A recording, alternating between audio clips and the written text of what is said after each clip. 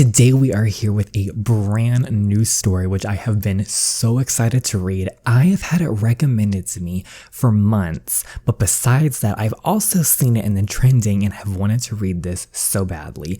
This is Jaded Love by the amazing community author Bree. If you have not read Bree's stories yet, what are you doing? She has written some of the best stories on the app. Crossing the Line, Perfect Little Housewife, Finding Sunshine, of course Jaded Love, and many more. But this one, not only was I wanting to do it, but y'all were wanting to do this, so I thought we had to do this. Let's go through this description real quick. You, a jaded girl who writes off men after a bad experience. Lincoln Fox, a misunderstood professional football player who doesn't commit. You're his game changer.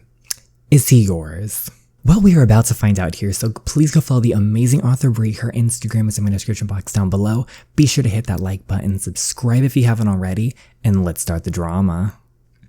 Okay, so this is the beginning of episode 1 and had us create our characters and name them. I left everything pretty much at the default since in the story it said character descriptions. You know, there would be descriptions of characters, so I didn't really want to swap anything since it's going to be describing the character. So this is Ivy, drowning. Do you ever feel like you were drowning? Water filling your lungs as it becomes harder for you to breathe. Gasping for air, calling out for someone, anyone rescue you. But instead of water that is suffocating your core, it's your own thoughts. The dark memories that always seem to resurface. The betrayal that aches your soul. The pain that feels like it's killing you slowly. Drowning. Drowning within yourself. Ivy, will you stop reading for a second and come get dressed? We're going to be late. Late where? We were in the middle of reading. I picked out the cute little outfits for you. Why can't I just wear the dress that I bought? Because it's hideous. He did not play with words right there. It is not. I got it for $5 at the thrift store. Exactly. Gemma's like, yes, that's exactly why we're telling you to change your outfit. They say harmoniously, just like they always do. I wonder, do all twins have a habit of finishing each other's sentences? Gemma and Jagger are identical in almost every way. They have the same natural, perfectly tan skin that I am so jealous of. Cute little freckles scattered across their nose and cheeks, and the same little scar above their eyebrow. When Gemma was 5 years old, she hit her head off of a swing. She was so distraught that Jagger decided to give himself a matching kit to console her. Can we talk about, like, first off, they're gorgeous. Second off, that's so cute that her brother did that. Adorable, right? Sometimes they know the absolute crap out of me. They've made it their goal in life to break me out of this so-called shell that I'm in. Psh. But they're two of the very few people I can trust, and I wouldn't trade that or their friendship for anything. All right, show me what you've got. Okay, let's look at the outfit choices real quick. Okay, outfit 1. I love the red, but I want to see the other ones. Okay, we got a pretty purple one. And then what's... Ooh. The red looks good with her brown eyes. But the black... Ooh. The black made me ooh, so I'm gonna go with the black one. And then I think she looks good as is. It look amazing. Isn't there anything else that's not so short or tight? No, it's fine. It's fine. You look gorgeous, Ivy. Don't complain. It's cute. I say as I fidget with the zipper on the back of the dress that feels like it's glued on me. I don't mind showing a little skin. In fact, I'm a firm believer in if you've got it, flaunt it. But I don't want to flaunt anything at this wedding today. Gemma and Jagger's father is a sports agent and one of his clients is getting married this afternoon. They insisted that I go as their plus one, which now I regret agreeing to. The last time I was around their father's colleagues, they gawked at me all night like I was a piece of meat hanging in a butcher shop ready for grilling. Poor thing. Ugh. I am so not in the mood to ward off a bunch of horny old men today. Oh hush, you look hot and that's all that matters. I mean, true. There's going to be a lot of potential prospect there. We have to look our best. Potential prospects of what? Husband material, Ivy. My New Year's resolution was to find you a man, remember? Can you stop? I don't need a man. I really hate that. Everyone is always pushing me to date. You know what I gotta love about Ivy real quick? Even though we know she's gonna end up with a man, let's be real here. I love that she's independent. Love to see it. Which I have absolutely no interest in doing. I mean, why would I? Men are trouble.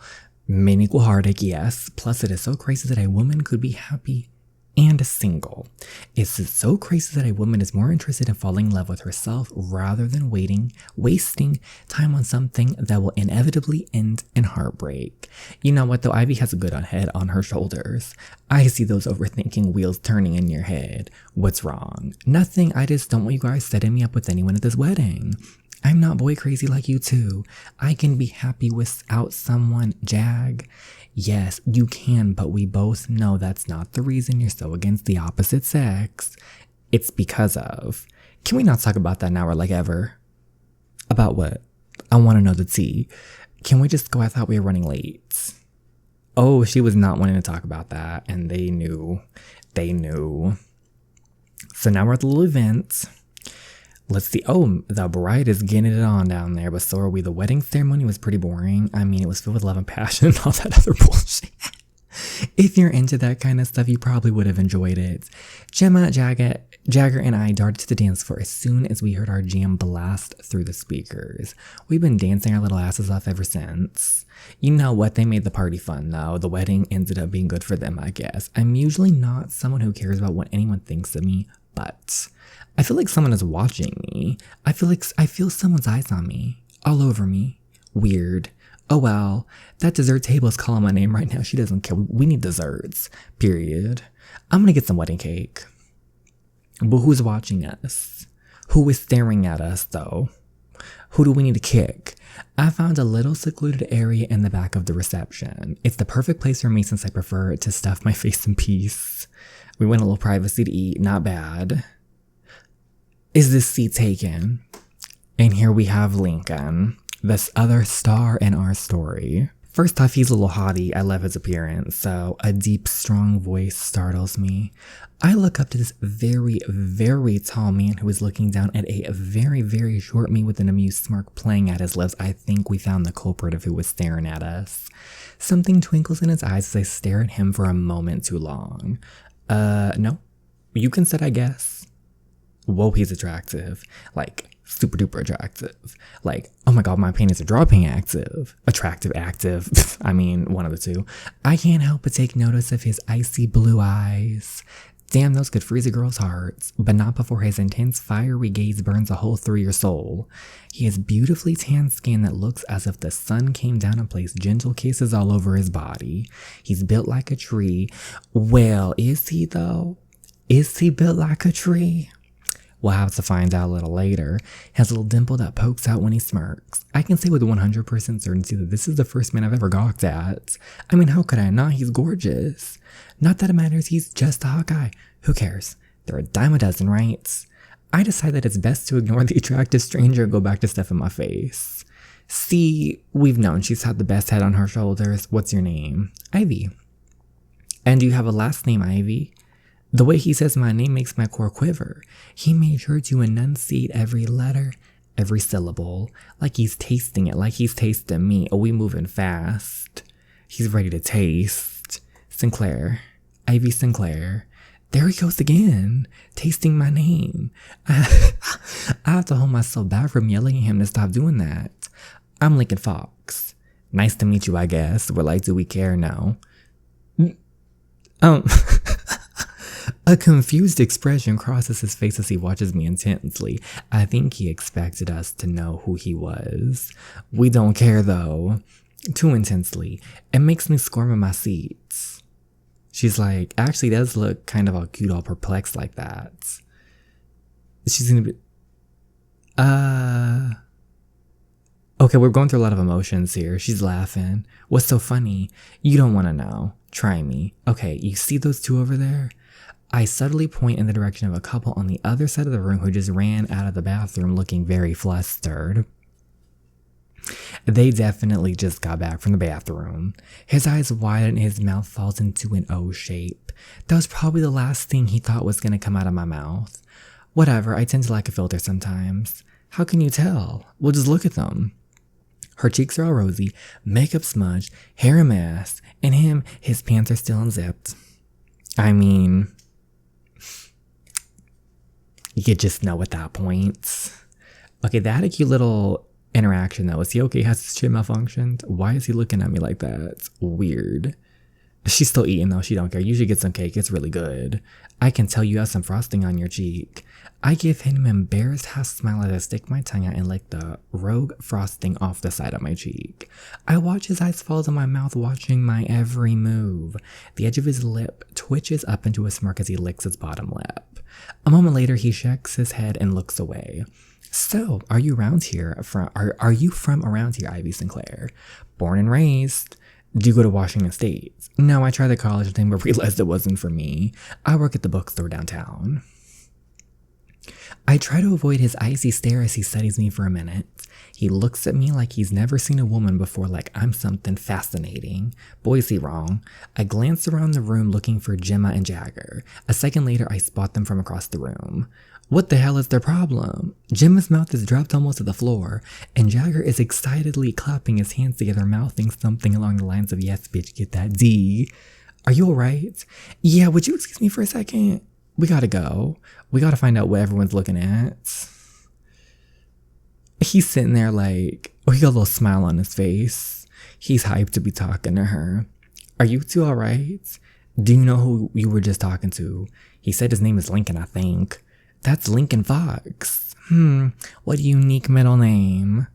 We don't know. No, he's the quarterback for the Seattle Stallions, Ivy. He's like the second highest paid player in the NFL, but by far the hottest. Phew, and I thought he couldn't get any sexier than in his football uniform. But him and that suit's getting me all bothered. You guys know I've never watched a football game before. How was I supposed to know? That'd be me. If someone like, I'd be like, who are you? Like, do I know you? I'm sorry, I don't. Well, did you at least get his number? No. Why not? Because I'm not interested. Well, he seems to be interested in you. Sure, Jack. He probably just saw me eating my feelings alone and felt bad. Is that why he still can't take his eyes off of you? Oh, he's still staring to see out his little smile. I spot him almost instantly from across the dance floor. It's hard to miss him since his tree-like stature topples over everyone else in the room. Our eyes lock for a moment and he sends a smirk and a wink my way. I can't help but roll my eyes. A wink, really? What a corn. I love that she is not bothered by anything he does. Don't look, now he's gonna think we're talking about him. But we are talking about him. Oh my gosh, he's with Marcus Shea. I've had a crush on him ever since I saw him at the Super Bowl last year. Introduce me. I don't even know them. You really need to work on your wing woman skills. Uh-oh, wicked bitch of the West is coming our way. Who? Oh, did I just see you talking to Lincoln Fox? I didn't realize everyone got an alert on their phones. Well, what did he say? Nothing much, we were just talking. I needed you to introduce me. I've been trying to get his attention for years. One conversation and everyone thinks they're best friends now. I don't even know him myself. How am I supposed to introduce you? Come on, Ivy, I'm your sister. You say that like our sister could actually mean something to you, Adriana. Whatever, I don't need you. I'll just talk to him by myself. Cool. You go do that. We don't care. Okay, so there is bad blood, it seems. We're not...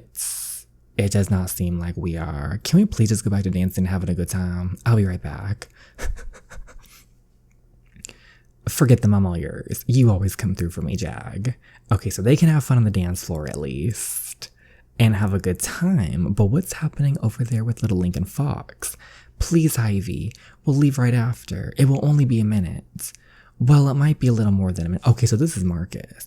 Fine, but don't you ever say I'm not a good wing woman again. I owe you one, girl. Wait, what? Oh,